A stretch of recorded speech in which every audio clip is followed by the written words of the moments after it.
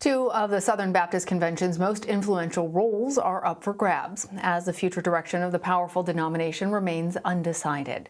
The president of the evangelical Christian denomination, J.D. Greear, finishes his term this month. Southern Baptists are currently gathered in Nashville to vote for his successor. Meantime, the president of the Ethics and Religious Liberty Commission resigned last month. Russell Moore wrote letters criticizing other SBC leaders, which surfaced after his resignation. In them, he said he does not support their views on race and their handling of sex abuse claims. Moore's successor will be decided by his board of trustees. Both important seats are now open as the largest Protestant denomination in the United States faces some inner turmoil over political engagement. The group held a lot of sway during the Trump presidency, and now some leaders and members support veering away from involvement in politics. Others fear that Southern Baptists are becoming too liberal. For more, I want to bring in Ian Lovett. He's a national religion reporter for the Wall Street Journal. Ian, thanks for joining us. The Southern Baptist Convention experienced its largest drop in membership in more than a century last year. Tell us, why is membership shrinking and the demographics that are leaving the organization?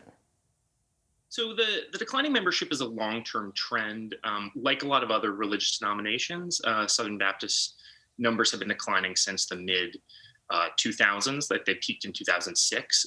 There's a number of reasons for this, and different people have different explanations. Some in the denomination think that they've gone away from evangelism and that they need to get back to kind of reaching out to people all over the country and the world and trying to win converts. But other people think that the denomination's close association with Republican politics has become a problem in terms of recruiting young people and especially racial minorities. Well, explain to us how the Trump presidency led to such contrasting views among Southern Baptists regarding the group's involvement in politics. Yeah, so a lot of prominent Southern Baptists were closely associated with the Trump administration. A number of them served on his evangelical advisory board and were often with him in the White House, advising on policies of all sorts. That isn't that unusual with Republican administrations, but just because Donald Trump was such a divisive figure for a lot of people, this had a kind of an effect of pushing some people away. And so you had women, young people, and especially racial minorities who felt like the close association with the Trump administration meant that they were not welcome in the SBC. We've had in recent months a number of people announce that they were leaving the denomination. That's some Black churches who were offended by statements made about race by some of the denomination's leaders. You had Beth Moore, who was perhaps the most famous woman in the Southern Baptist Convention, say that she no longer considered herself a Southern Baptist. She's long been critical of what she considered misogyny in the church and the way women are treated, and she thinks sidelined. And then on the other side, you have a group of people who think that actually the denomination is drifting to the left, and that there are efforts to bring in what they call woke ideologies from the political left, and that is turning away the conservative base of Southern Baptists, and that's the problem, and they need to recommit to those conservative principles. I'm wondering how generational shifts play into this. How do the beliefs of younger Southern Baptists differ from these older members? Yeah, so studies show that younger evangelicals, white evangelicals in particular, and 90% of the Southern Baptist Convention is still white, are still conservative, but they differ in certain ways. They are less supportive of Donald Trump, for one. They're more racially diverse, and they're more likely to support rights for immigrants and LGBT people and things like that. And so there has been tension between that younger generation of evangelicals who were pushing for things like greater roles for women in the denomination, or pushing for making a bigger effort to address racism in the denomination or outside the denomination also, and the older generation, which really kind of made its mark on politics as being really, really hardline conservative. I think you might remember people like Jerry Falwell Sr., who started the Moral Majority all the way back in the 70s. He made issues out of gay marriage and pornography and all sorts of those things. And so there is really kind of a clash between what younger evangelicals see as important and what the organization has traditionally stood for.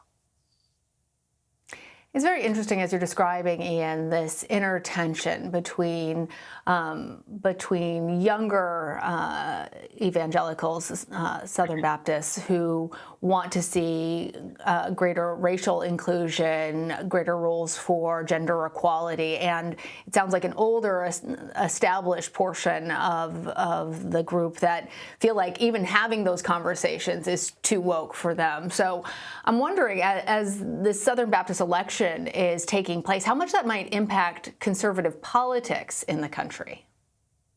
Yeah, I think this potentially has a big impact on conservative politics. I mean, Southern Baptists represent about a third of all evangelicals. They're a very powerful bloc, and they're sort of thought of as the canary in the coal mine for evangelical Christians across the country. So, as go the Southern Baptists, so go evangelicals. And it's really been since the founding of the moral majority in the late 1970s that both the Southern Baptists and white evangelicals became this really powerful conservative bloc. They voted at least 70% for Republican candidates for president going back several decades now. They were up over 80% for Donald Trump in 2016. And what some of the younger generation are recommending is not that they move towards supporting Democrats, but just that they step away from politics altogether. They feel like the close association with certain candidates, not just Donald Trump, but certain candidates, and with the party itself, are turning off people who they should be welcoming. And so if that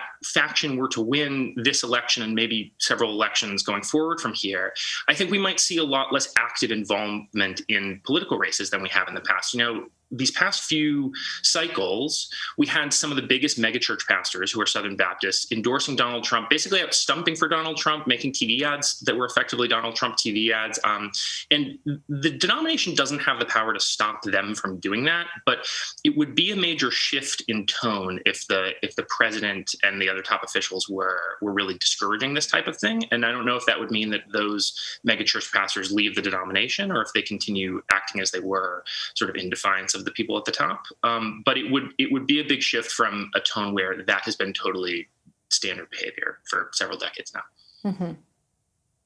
Ian Lovett, thanks so much for joining us and helping us to understand this seismic shift potentially within a major component of American politics. Appreciate it. Thank you, everyone.